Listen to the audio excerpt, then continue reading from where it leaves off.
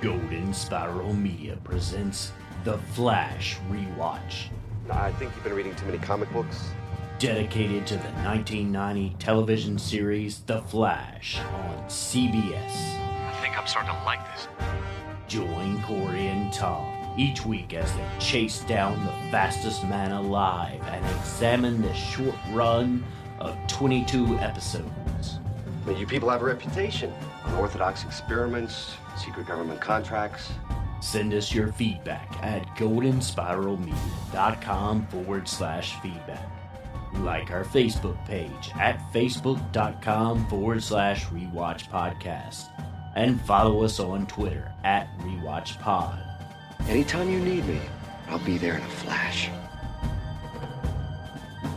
And welcome back to the Rewatch podcast and the Flash 90 Rewatch. I'm Corey. And I am not in danger. I am the danger. A guy opens his door and gets shot. You think that's me? No, I am the one who knocks. Oh, I wonder what that could mean. Bad guy playing a bad guy. Exactly. We'll get into it. Yes. All right. Well, thank you for joining us, everyone. We're here to discuss 2 more episodes of The Flash 90. And this week's episodes are Tina, Is That You? And Be My Baby.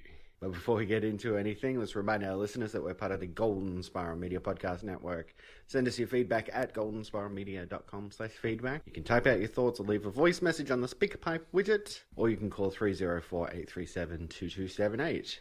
And also head over to facebook.com/goldenspiralmedia and follow on Twitter at GSM Podcasts. It's always great to hear from you out there. Yes, definitely. And we got a phone number. Call the phone number. Isn't that cool?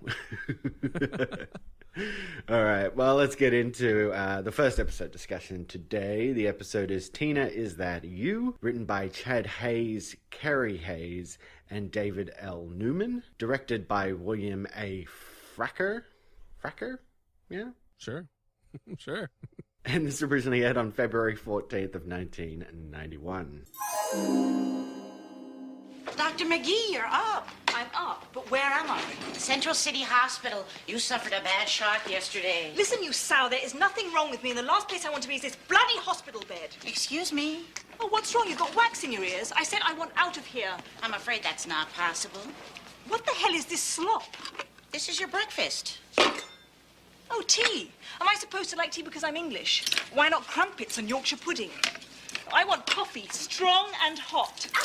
Now you cut that out, Miss McGee. That is Dr. McGee. I earned my title, Gladys Gillis. Now, I don't like this setup one bit, understand? And I especially don't like you. Oh.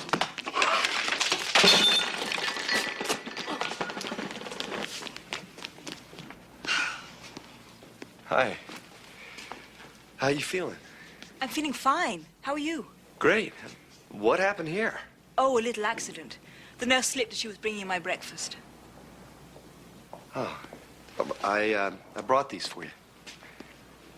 Oh, Barry, they're beautiful. Thank you. You're welcome. Oh, and thank you for rushing me here last night. I must have had you scared out of your wits. Yeah, you did, actually. There it is, Doctor, all over the floor. Oh, I hope you didn't hurt yourself. That was a nasty spill. What spill? She attacked me. Dr. McGee, Gladys says you were behaving rather belligerently. Look, I'm sorry if I upset you, dear. Sometimes I can be a bit crabby when I first wake up.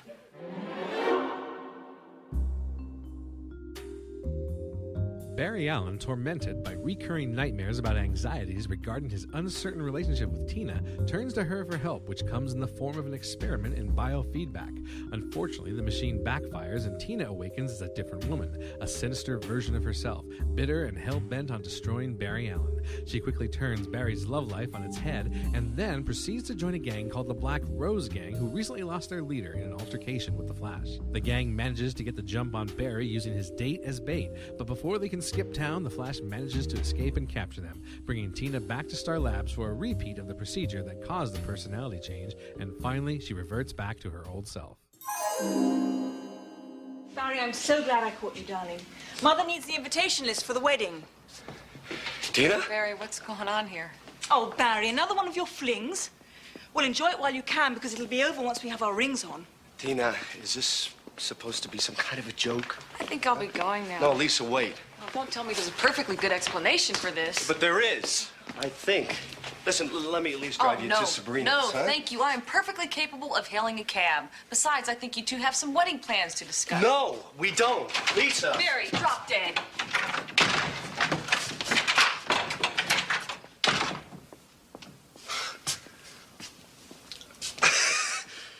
Assuming I'm awake here, could you please tell me what the hell you're trying to do? I hope you learned a good lesson here, Barry. A lesson? What lesson? You can't go on using me and treating me like dirt. You may be the Flash, the hero of Central City, but you forget. I made you what you are. Well, this city's gonna hear from me. Tina, what are you doing out of the hospital? I checked myself out. There's nothing wrong with me. What are you staring at, you mangy bag of fleas? Tina! Listen to yourself. Look what you're doing. This isn't you. Yes, this is me. Where are you going? Look, getting rid of that tart was only my first piece of business tonight. Don't you think you should be in hospital? No, I don't. And you can't keep me there against my will. Just be reasonable, all right? You listen. If you do anything to stand in my way, I swear I'll go to every television station and newspaper in this city and let them know who the mystery man in the red suit really is. And I'm not talking about bloody Father Christmas. Okay, flashpoints. What do we got? So, first of all, now that we've seen this episode, the line from last episode makes sense now about her being in a girl gang if she doesn't get enough sleep. Because, like we said, they showed these out of order. Or in continuity, she did join a girl gang previously. And has rejoined a girl gang this episode for some reason. Exactly. She didn't learn her lesson the first time. Exactly. They said, one post said that they think it was preempted because of the Iraq war that was going on at the time. And that's why they ended up showing it out of order. So that's what I read on one post about this episode. Interesting. I would have just thought, like, oh, they finished the Trickster episode early, so let's play that first. right. Or maybe there was like a big week or something, like, sweeps week or something. I don't know. And then so I noticed in this episode, there's no backhand for Tina, but she does get hurt and thrown to the floor again. Poor Tina. They just beat her up, just like every other episode. It's like, go ahead, throw her to the floor, whatever. Yeah, well, let's talk about this next episode.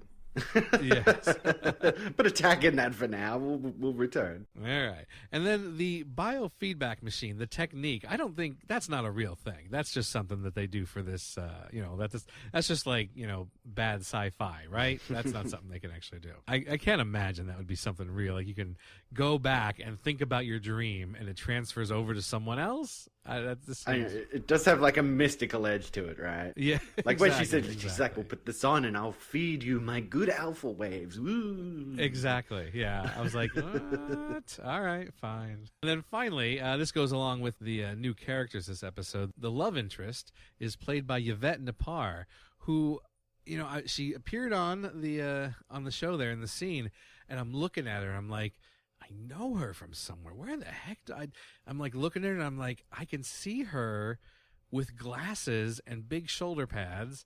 And I'm like, where do I know her from? And finally I figured it out. She was a recurring character in one season of 21 Jump Street. She played Johnny Depp's girlfriend for a period there. Ah, there you go. Yeah, and that's where I knew her from. I was like, looks so familiar. I'm like, I know her. And finally I was like, is it from Lois and Clark? Is it where is it from? So yeah, I finally tracked her down. She was in 21 Jump Street. Well, I really don't think Lisa March is going to be coming back. No, so, you never know. Yeah, there it is. No other quick connections here, though. No one else. No. Big Ed. No, Big Ed. No. I was hoping Nurse Gladys because she was kind of fun, but no other characters really showed up. Nice. I don't know what this is about, but I have friends in the Central City Police Department. Like Barry Allan. Tina. Oh, she remembers names, too. What is this? This is called a kidnapping. Any more stupid questions? I have heard of jealous women, but this is crazy. Crazy? Are you calling me crazy? No. Tina, listen to me. I just met Barry. To be honest with you, I have no interest in him at all. As a matter of fact, I despise him. Oh, really? Yes, I think he's boring, he's dull, he's obnoxious. Why don't you just let me go? I'll forget this whole thing ever happened. Oh, so now I'm not only crazy, but I have bad taste in men, too. The way you slowed down the Flash, that was good, Tina. Really good. Thanks. Ink your pen up, Ed. I'm ready for the Black Rose. Yeah, but this time, I get to choose the place where it goes. Right, girls? Wait a minute. She only made the Flash drowsy. I want him asleep for good. Till then, you don't get any skin art. Understand? Fair enough. Killing the Flash will be easy now that we have the bait. What kind of bait does she make? She's a friend of the Flash. A good friend. How do you know? I know. That's why you need me. All right, well, let's get into the rundown. Okay, so I don't know. This is kind of like a less epic episode. Yes. A little bit. Like by the end, I'm like, that's it. That's the story. Like that's all we got for this one. Yep. That's how I felt. It was over, and I'm like, well, all right, that was an episode, I guess. It's like, okay. Getting into it at the beginning, it is just like the simplest thing. Like there's really like no like big bad or anything that's coming in. It's just Barry's having some bad dreams. He goes and sees Tina. She puts on this biofeedback thing that she's modified. And then because she gets zapped or whatever while he's doing it, she's like bad Tina from the dream now. Right, exactly. And then it's just the reverse for the resolution. Like it's like so unsatisfying. It is. It's very unsatisfying. And the girl gang is very just like disappointing. They're not that bad, you know? I know. Like you see them robbing minks or something, like coats, like clothes. Yeah, like it's not even like bank robbery or like shoot somebody to rob them or something, like mug them. Like like mugging is worse than what they're doing here. They're stealing some coats. Exactly. But yeah, it I didn't mind the dream sequence itself though. Like that was interesting, like super dream, like the fact that Tina comes in, and like as soon as she came into Barry's apartment, and she's like, "I've been thinking about you, Barry." Yeah, I'm like, this is a dream, isn't it? Right? But then as he looks out the window and sees this mugging, and he's like, "Oh, I gotta go," and then the mugger turns out to be Tina as well. And I'm like, okay, that's like really super weird, like mind messing stuff, and it had this weird like sepia tone over it and everything. But then the fact that like he's thinking about this thing and it just seems like an emotional overload blows up this biofeedback. I'm like, what? Like as if Tina wouldn't have like built some sort of like fail safe in. Like this thing's just going to feed back so intensely that it blows up. Because of what did Julio say? A $5 part or whatever? It's like, come on, really? I mean, this is not cobbled together from like Kmart. This is high tech stuff. I don't. It's just StarLabs, man. Come on. I mean, the one thing I thought for the crimes they've been doing, which don't seem terrible, like terribly bad. They're crimes, of course, but for the way the leader died, that was pretty major for this small time gang. I know. Well, and the fact that they make it so it's kind of ambiguous, so it's like the Flash isn't really directly responsible. Right. Like, he was chasing them, and they went off the road and had this car crash, and she died. So the Flash didn't like with his bare hands like punch her face off or something. Right, exactly. It just seemed like to dwell on this like it's not the Flash's fault that she's dead, even though she's a bad guy that he was trying to stop. Like, I don't know, it's just weirdly put together like that. Yeah. And then, what did you think of Bad Tina? Well, I certainly didn't mind seeing Bad Tina when she had her wardrobe change and everything. I'm a big fan of Miss McGee there, but I don't know. She just did not seem very threatening to me. I don't know what it is. I know like every show, they always got to do like the evil twin, but she just seemed a little too over the top. There was something about I don't think she can pull off evil. Well, and it's funny because I mean, like we know that this is out of order, right? So last week, we were talking about how suddenly she had this different hairstyle. She's really gone. That's right. She's gone 90s. We're into 91 now, so maybe she's mixed it up a little. And then at the beginning of this episode, she's back to her, straight bob haircut, That's right? And this is obviously where that transformation comes, where she starts doing her hair a bit rougher. I think it was good in the hospital, like you said, Nurse Gladys, right? Like that stuff of her waking up and giving Nurse Gladys crap, like that was funny. Like I thought that was well done. But you're right. Like once she came out of the hospital and joined the Black Rose gang, there was like the menace was never really there. It seemed more like it was like, I want to join your gang, and the other two gang members are like, you're not cool enough. You got to prove it, right?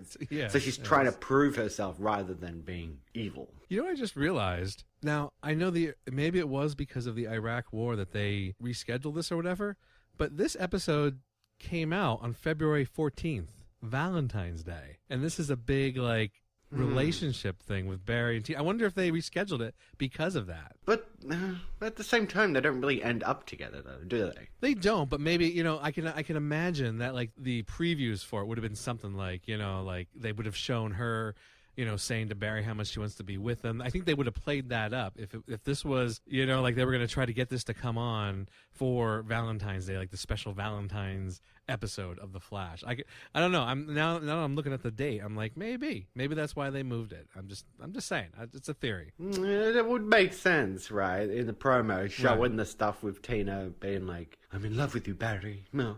Exactly. Tease you. Mm-hmm. There was another point, too, where Barry's waiting in, like, the waiting room of the hospital, which is a strange-looking hospital, by the way. Right. Like a weird, like, Gothic mansion-style hospital or something. Mm-hmm. And he does the whole thing where he paces backwards and forwards and leaves the streak mark on the carpet. And then he eats all the candy and just throws the wrappers on the ground. Like you can just speed over to a trash can somewhere. Like there's got to be one there somewhere. There's a candy machine. He's not a good citizen, just littering wherever he wants. But the doctor comes out, Dr. Wilhite, and he sees this mess here. And he picks up the phone to, like, maintenance or something, and, like, chews them out. And then it just cuts away from the scene. I'm like, what was that? Like, Barry makes a mess of the place. Maintenance gets chewed out, and that's just where we leave that gag. I don't know why. Exactly.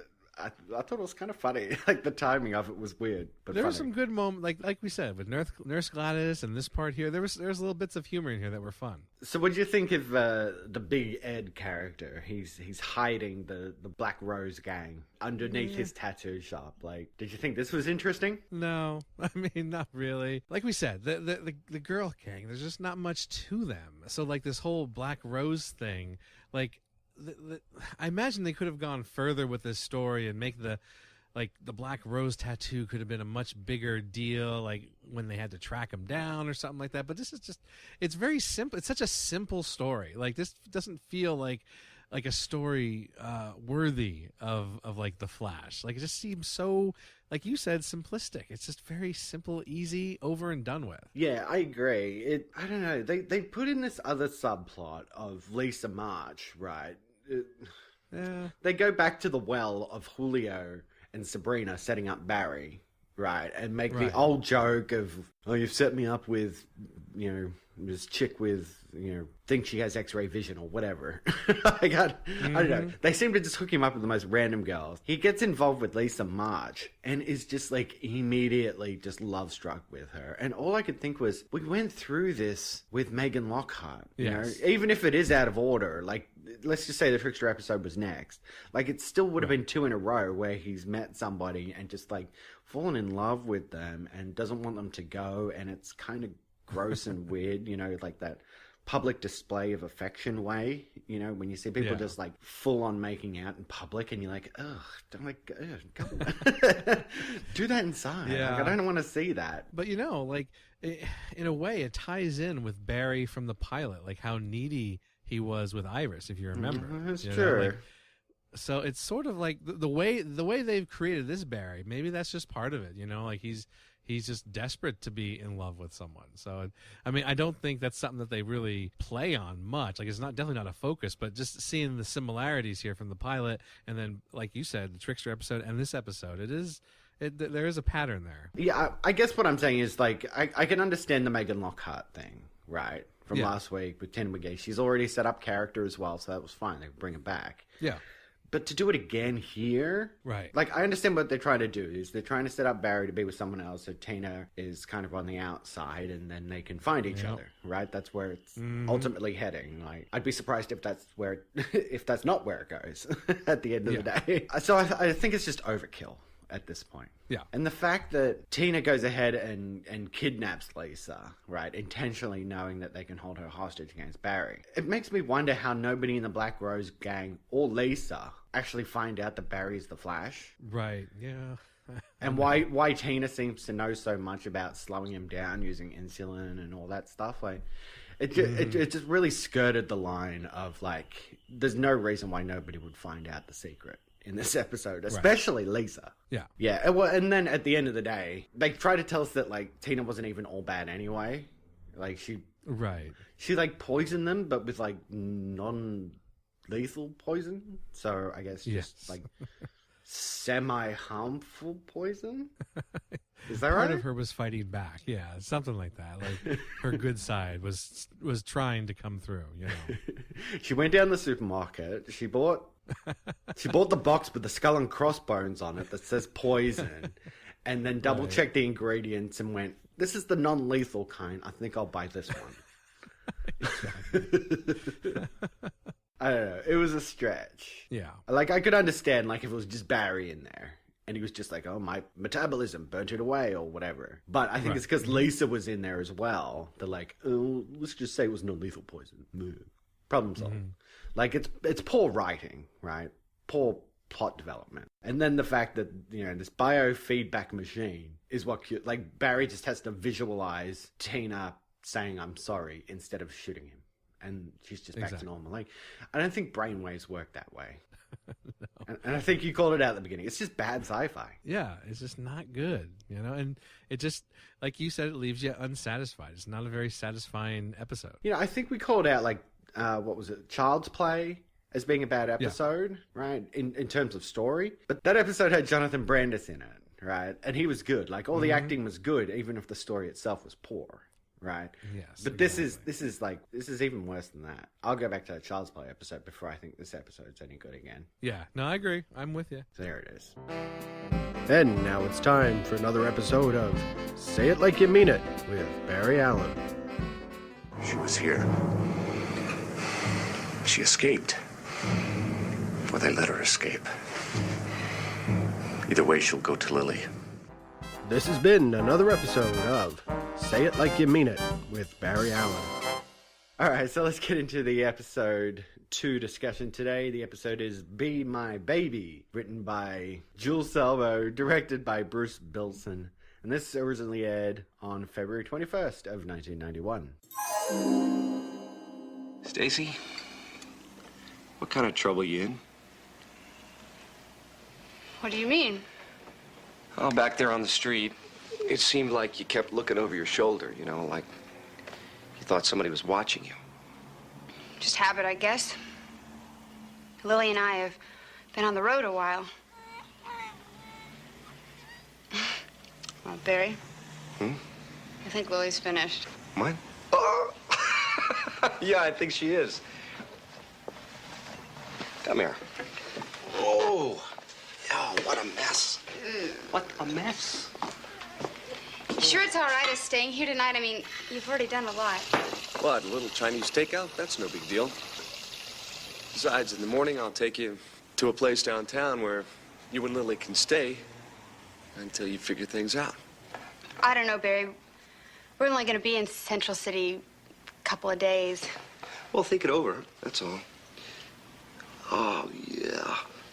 Listen, when you're ready, you can take my room upstairs, okay? I'll bunk down here with Earl. Thanks. Can you look after her for a couple of minutes? I'm go wash up. Yeah, I think I can manage.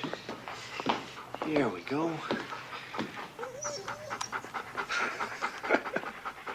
Hey, what's the matter, Earl? Don't worry, you haven't been replaced. Besides, you'd love having a baby around. Okay, here we are. Better give me this. Ooh. Toy. Need a baby toy here. Oh, thanks, Earl, but pre-chewed is not the idea. Aha. It's a modern world, kid. Get to know your tools. Watch. We're expecting Oh, very good. You've played this game before.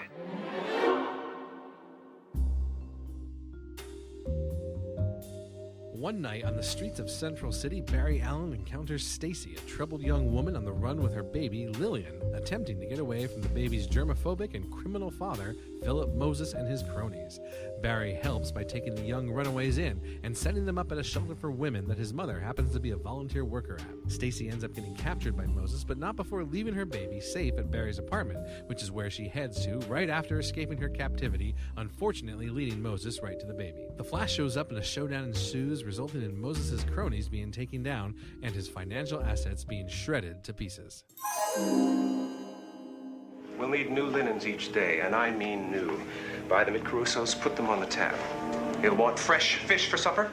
Make sure that it's fresh. If it wasn't sucking seawater an hour ago, he'll send it back. Got that? Fine. 3, 2, 1. Flash. The Flash interceded? Yes, Mr. Moses. And he took the child. Actually, we didn't see. That is, we're not sure whether Stacy actually had Lillian with her.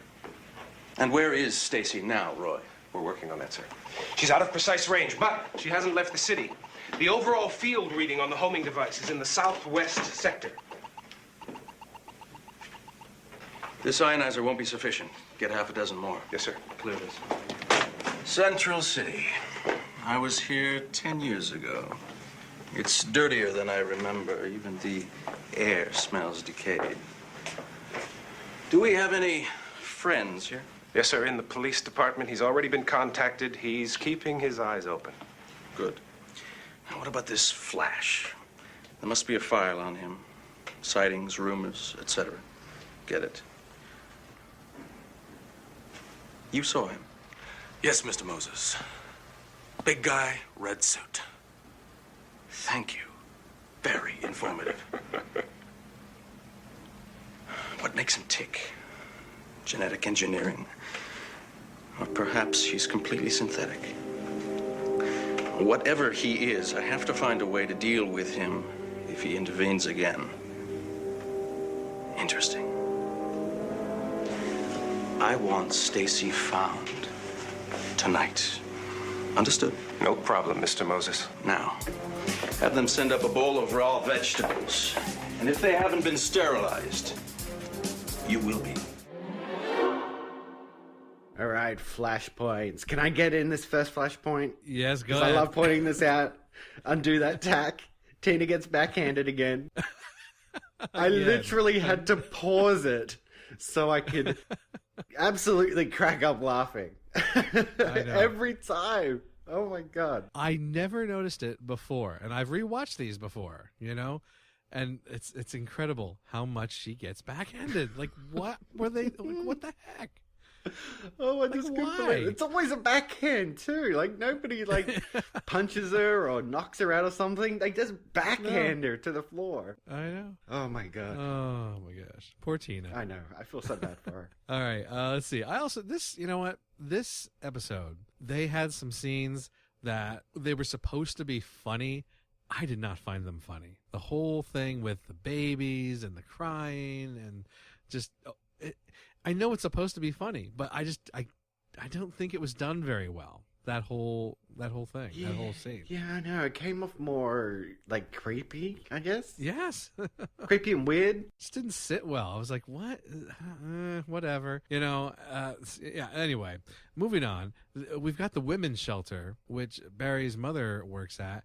And that just sort of like, I don't know, it took me by surprise. I didn't, for some reason, I don't know, it seemed odd to me, the whole storyline with the women's shelter all of a sudden. I didn't think that was a part of the normal storyline. It just appeared to me. It's just, I don't know, weird. You know what I'm saying? I don't know. I kind of, like, I could understand that. You know, like she says she volunteers there and it's only like 3 days a week. And as the wife of an ex-cop, Like I could see how she would have gotten into something like that. I guess. I think. See, what threw me off was when it first appeared, I thought that he was taking her to their home, to his home, and then when it turned out to be an actual women's shelter, I think I got a little confused. I was like, wait, I thought this was where he lived. Right. I think it's just my own mistake, just getting confused. Well, I don't know. It's kind of like that hospital from the last episode, right? Like you're like, that doesn't look like a hospital. Like, right? Yeah. Like they're picking odd locations to set these things. Yeah. So it threw me off because I was looking like they set up the scene of the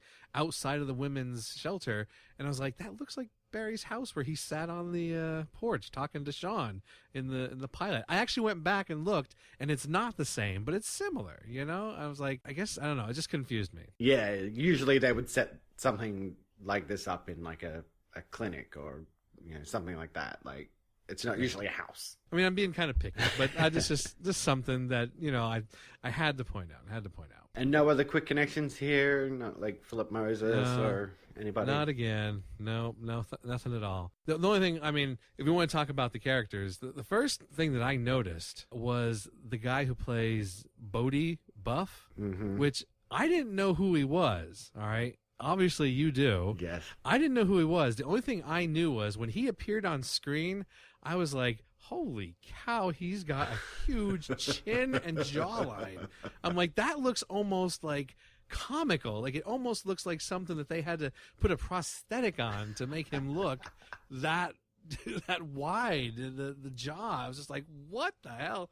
So I looked it up, and that's where I found out about this Maniac Cop thing. But obviously, you know a little more about it, so go ahead, lay it on us. All right, so the character is Bodie Buff, but the actor is Robert Zadar.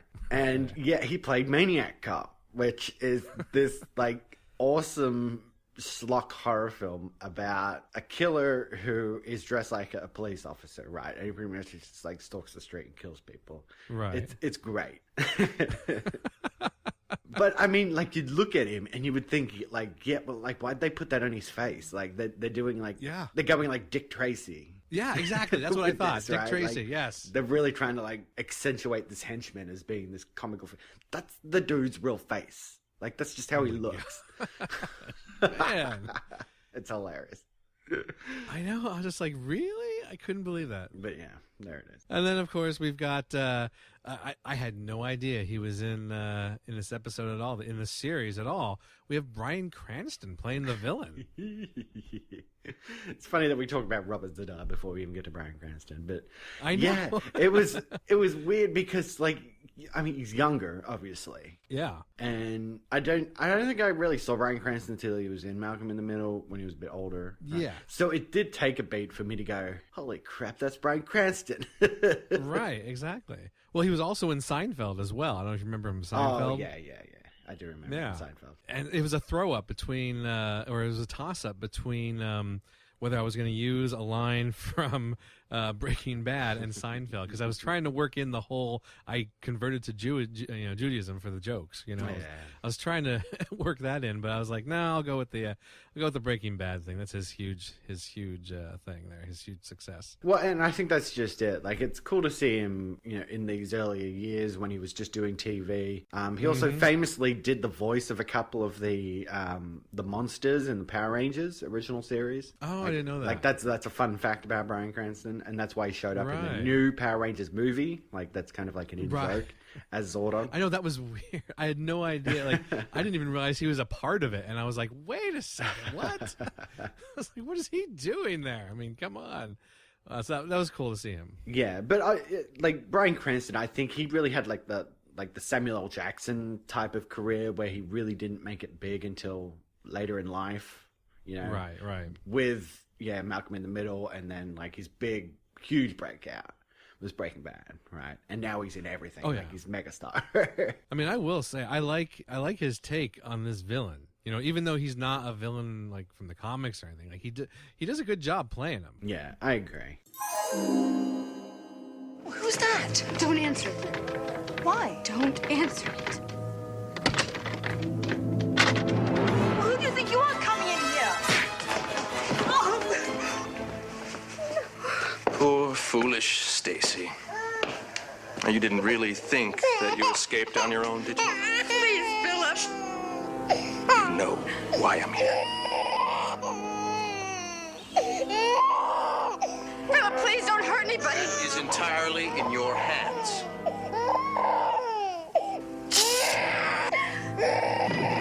Philip, no! Now, give me the child, or the same treatment shall happen to both of you. Wouldn't hurt her. She's your only child. Don't you dare underestimate me. Can't you stuff something in her mouth to shut her up? That's better. The baby.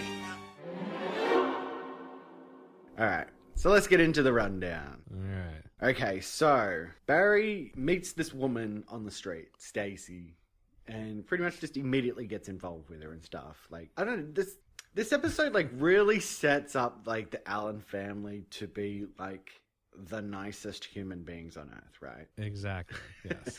Barry helps Stacy, like you see she's on the street. He doesn't even know she has a baby and he wants to help her. Like the Allan family would get along so well with the Kents. You know, they'd be like best friends. Yeah, but I don't know. I like the opening to this. Like, it really makes you like. It seemed like an organic way for Barry to get involved in it, right? Like, sure, it's happenstance that he just happened to run into her on the street and he was buying pretzels, and she wants pretzels, and like it was nice. And then she gets confronted by these goons. I just thought it was kind of like an organic opening. And then, yeah, when Bryan Cranston comes into it, I still think the guy had acting chops even back here in 1991. Just doing this definitely one-off TV episode. I don't know. What do you think? Oh yeah, definitely. No, he, like I said, he played it very well. Like, I didn't even realize it was him at first until I took a closer look. I'm like, oh yeah, that is him. And I felt some genuine like danger from his character. And it's not like in the last episode where they say, oh yeah, the Black Rose gang is terrible. Da, da, da. No, they didn't come off as terrible. This guy, they don't even need to say too much about him, and you can tell he's dangerous. And they develop the character. Like, they give us information about, like, we learn about him, and it just unfolds. We're back to like what we were saying about previous episodes, how every episode just seemed to be organic, and it would unfold, and you get the info, and it would resolve nicely, and everything like that. Like, thank God we're back to that kind of story structure. Now, here's the thing: I don't quite get. Obviously, we know that Philip Moses is a bad guy. But he's never been convicted. That was the point that they made. He's just really good at getting away with whatever he does. And so he tricks Stacy into giving him a baby, into having his baby. So she runs away with the baby. If he has never really been convicted of a crime, she doesn't really have proof that he was a criminal, or we don't get the sense that she has proof that he's a criminal, right? So why doesn't he just go ahead? He could go through the proper channels and just say, yeah, I'm the father of this baby. You could do a DNA check, and I have rights to this baby. Why doesn't he go down the legal channels? Instead, he's hiring all these guys to go after her, which is definitely shady. Well, I mean, if let's just say he did go down the legal avenues, right? He would have to prove his income and all that sort of stuff, right? I mean, sure, she's out on the street without a penny to her name, which doesn't look good for her. But he would have to start proving his income and stuff and where he gets his money from. And if he's doing it by shady means, then I think being a downright dirty criminal is even worse than what Stacy's situation is. Oh, of course. But that's if they can prove it. Yeah, it's true. I just get the inkling that he. The way he was, it reminded me of a Lex Luthor type. He covers his tracks so well that no matter what he's done, he hasn't been convicted in all this time. So I'm just thinking he would have a way. I think he would have a way to get out of that situation and prove his income without that. I'm just thinking this could have went down another path, another way for this story to go.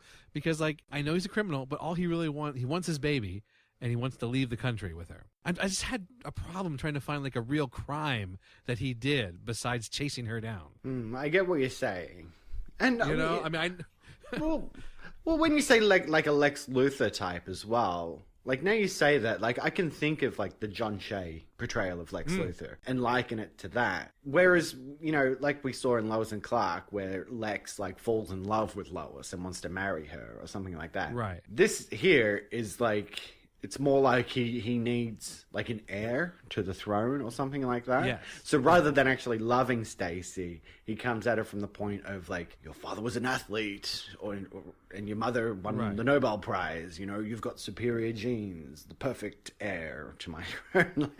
And she has nothing to do with it, right? I kind of liked... like that idea of it, like that's like a real Lex Luthor type of like villainous thing to have done. Oh yeah, it is. But I mean, it's not illegal though. It's true. Like it's not you know, it makes him a complete douche. He's a jerk, but like it's not illegal, you know, to do that. And that's why I'm thinking like, well, yeah, I know he's a criminal, but what he did was not exactly a criminal act to fool her. That's all I'm saying. Yeah, they never really get into what his criminal empire is about, right? They don't, right? Like, exactly. what is it? Is it drugs? Is it stolen goods? Like, who knows? But Mm-hmm. whatever he is doing, it is shady. It is probably criminal, and he's getting away with it. And I also like the little eccentricity of him being a germaphobe too. Like, it's just like just this little subtle thing, you know. It's character development. Like, it's just it is. like a cool thing to sort of throw in there to you know, take it one step further for this guy. If you really don't like him, then you're really not going to like him, because, you know, we get the scene of them checking into a hotel room. He's like, clean, fresh sheets. We don't care how much we have to pay. They have to be new. Right. Yeah, you know, I really liked this character as a bad guy, you know. He wasn't like a terrible hard villain for the Flash to face off against. Exactly. But he was interesting, and he was arrogant, and it was just a good, all-around good character. Oh yeah, definitely. No, like I said, I think he was a great character. I couldn't find the reason why he had to go and like chase her down. Just go the legal way, man. Do what you've been doing all these years, and you would have been out of the country and fine. You know? Exactly. And the Flash wouldn't get in your way. Exactly. You know? Okay, and then we get into this business of him, like, once he has the baby, which also I really like that Stacy calls her Lily. Yeah. Whereas Moses calls her Lillian, like a full name, full proper name. Exactly. That was funny. And they dropped this whole line about how he's completely, like, liquidated all of his assets into barra bonds. Yes. And I didn't even think anything of it until it got to the end and they all got shredded in the plane. And I was like, oh, okay, I see where you were going with that. You know, there's no... he's got nothing. There's no replacing this if they get damaged. That was a slow burn. Very slow burn, yes.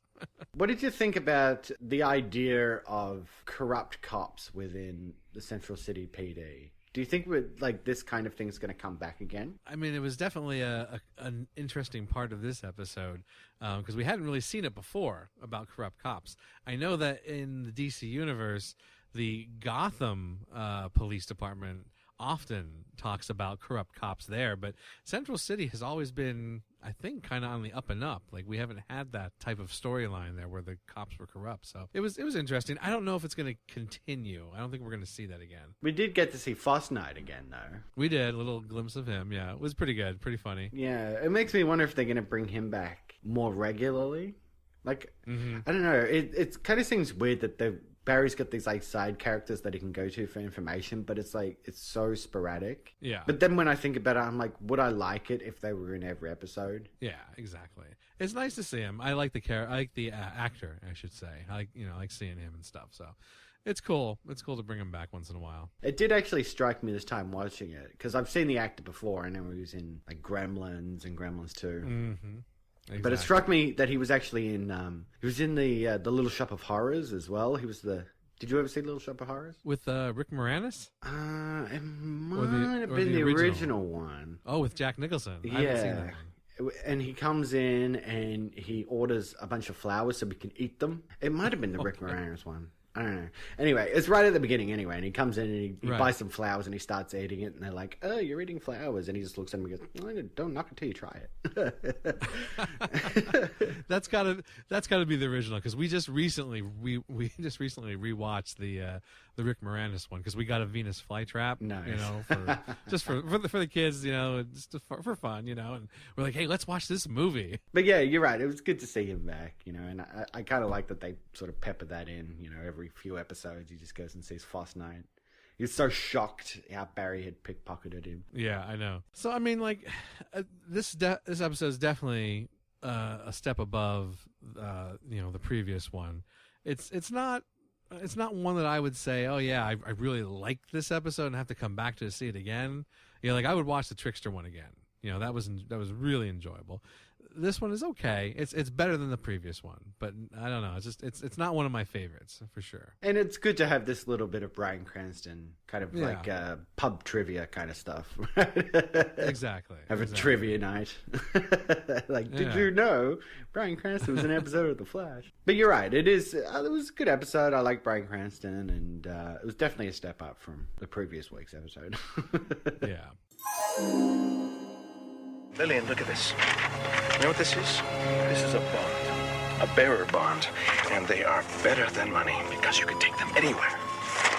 And they are all ours, all $10 million worth. Yes, that's right, $10 million. Roadblock up ahead.